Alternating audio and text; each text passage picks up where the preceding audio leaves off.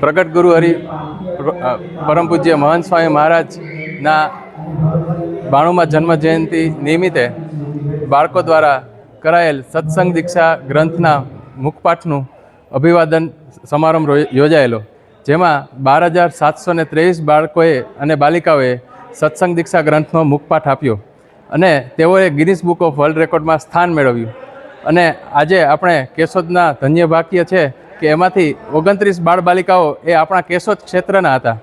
એટલે આ કેશોદ ક્ષેત્રમાં આજે આપણે બાળકો અને બાલિકાઓનું અભિવાદન સમારંભનું આયોજન કરેલું કેશોદ મુકામે, જેમાં 2 બાળકો તો એવા છે કે જેમને લખતા વાંચતા પણ નથી આવડતું, તેમ છતાં પણ તેણે 315 સંસ્કૃતના શ્લોકનો મુખપાઠ કરી આપ્યો છે અને ગુરુહરિ મહંત સ્વામી મહારાજનો અદ્ભુત અને અતિ રાજીપો મેળવેલો છે. શ્રી સ્વામિનારાયણ ભગવાનની જય.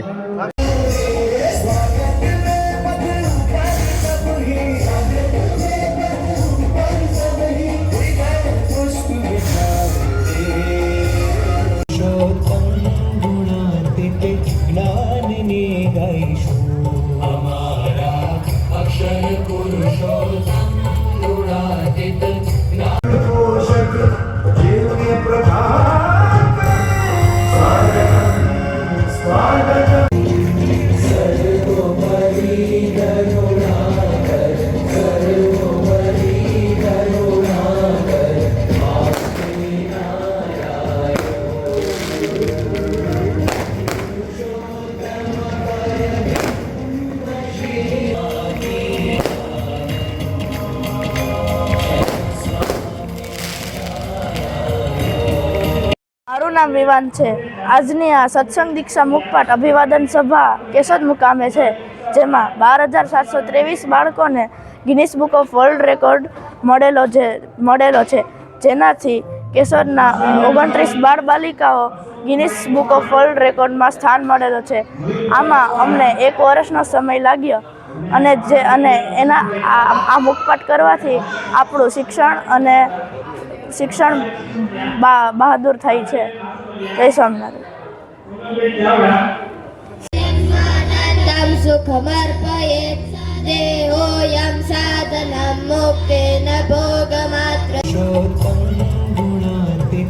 જ્ઞાનને ગાઈશું અમારા અક્ષર પુરુષોત્તમ ગુણાતીત ભાઈ હરેશભાઈ વિસાવડિયા અને માતાશ્રી નિશાબેન, પ્રાચીબેન, પિતાશ્રી જીતેન્દ્રભાઈ.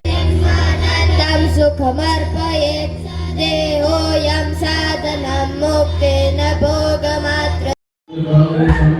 જય સ્વામિનારાયણ. મારું નામ ડબરિયા આર્મી રાજુભાઈ છે અને હું કેશોદના સ્વામિનારાયણ BAPS મંદિર તરફથી આવું છું. અમારા ગુરુ હરિ મહંત સ્વામી મહારાજે 315 શ્લોકનો એક કંઠસ્થ એક ગ્રંથ લખેલો છે, જેનું નામ સત્સંગ દીક્ષા છે.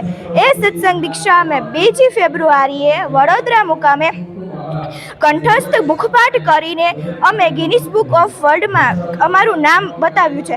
તો એ માટે હું ખૂબ જ ગૌરવ અનુભવું છું કે અમારું કેશોદ મંડળનું નામ કે જે ગિનિસ બુક ઓફ વર્લ્ડમાં આવેલું છે. જય સ્વામિનારાયણ.